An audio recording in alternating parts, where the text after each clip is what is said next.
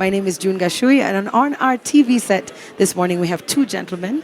Mamadou Konaté, directeur d'ADIM, et c'est l'agence de développement et d'innovation de Mayotte, et Monsieur Mohamed Boura, fondateur et CEO de Mwamtsingo.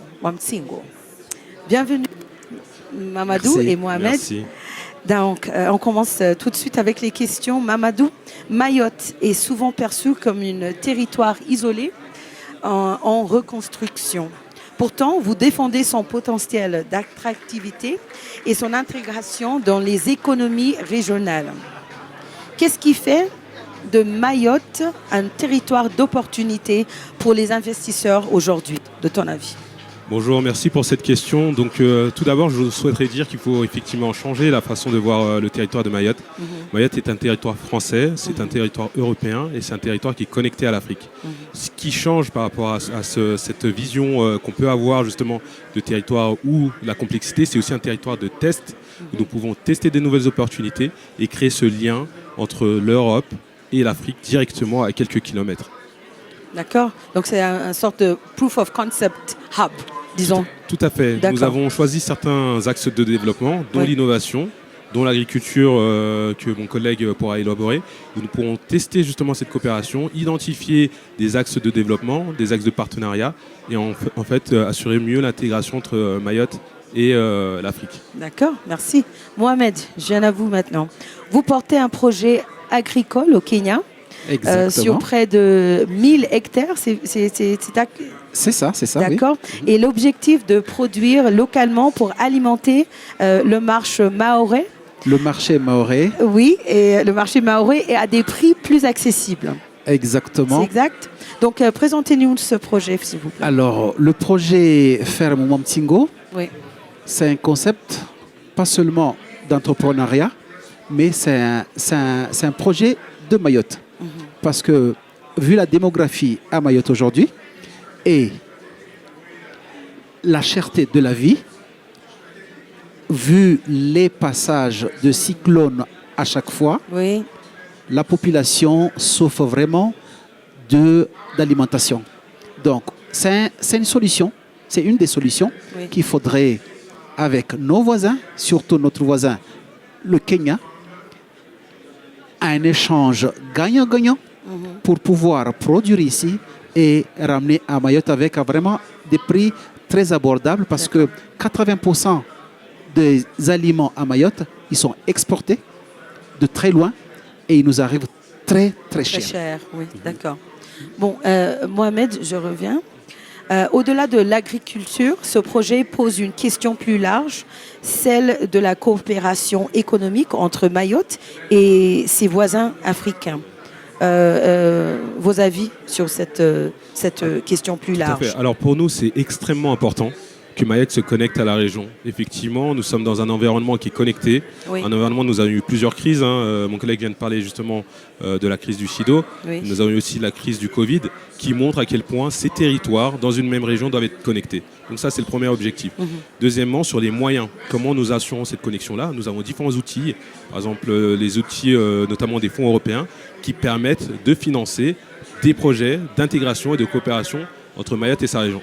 Les territoires que nous avons choisis en tant que territoires prioritaires sont Madagascar, les Comores, le Kenya bien évidemment, le Mozambique et la Tanzanie. Pourquoi ces territoires? D'une part, par rapport à la proximité géographique, à la connexion qui peut exister, qu'elle soit aérienne ou maritime, mais aussi parce que la culture et la population se ressemblent avec des problématiques assez similaires. D'accord, merci. Alors, Mamadou, vos avis sur le même point? Vous savez que la proximité de Mayotte, qui est dans le canal de Mozambique, c'est un atout. C'est un atout. M. Mamadou l'a dit tout à l'heure, que c'est une connexion entre l'Afrique et l'Europe et la France. Donc, utilisons cette connexion, cette proximité à 2 heures de vol de Mayotte au Kenya et fonder vraiment une coopération gagnant-gagnant de création d'emplois ici, de Mayotte, la sécurité alimentaire. Je pense que comme ça, nous avons besoin de l'ingénierie le développement qui est très avancé sur le Kenya et l'alimentation, la sécurité alimentaire sur Mayotte, vraiment tout le monde serait vraiment gagnant. Merci. Alors finalement, Mohamed, en quoi le Kenya représente-t-il une porte d'entrée stratégique vers l'Afrique de l'Est? Le Kenya, grâce à son entrée, nous permettrait d'avoir l'accès à une zone économique globale de plus de 300 millions de personnes.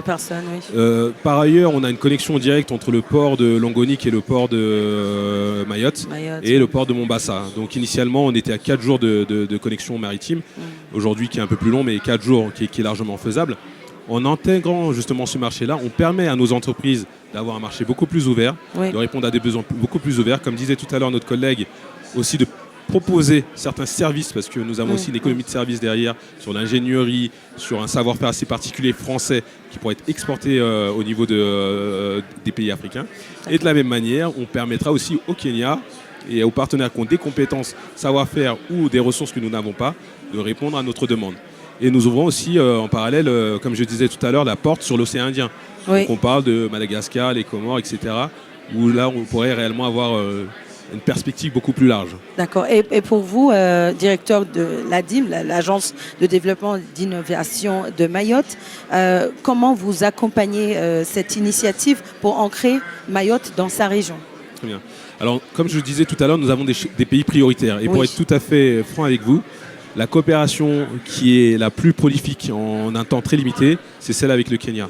En 2 ans, nous avons réussi réellement à créer un lien fort, aussi bien culturel que économique, assurer que les ponts soient bien créés grâce au vol Kenya Airways, qui est à peu près 4 fois par semaine, et aussi à la ligne maritime. Et derrière, nous arrivons à projeter nos entreprises. Sur cette édition-là, enfin sur cette session-là du sommet Afrique Forward, nous avons plus de 40 on va dire, personnes de la délégation présentes. Et dans ces 40, plus de 10 entreprises qui nous accompagnent dans différents secteurs. L'ingénierie, l'agriculture, la partie services innovantes. Donc voilà. D'accord, merci. Et finalement, Mohamed, pour vous, même question pour la porte d'entrée stratégique. Vous avez quelques mots à ajouter? Vous savez, tout a été dit avec monsieur le directeur, mais je pense que la coopération gagnant-gagnant est la meilleure. D'accord, merci beaucoup. Mamadou et Mohamed. Merci à vous. Merci All right, have a great day. And enjoy Nairobi, enjoy Kenya. Santé.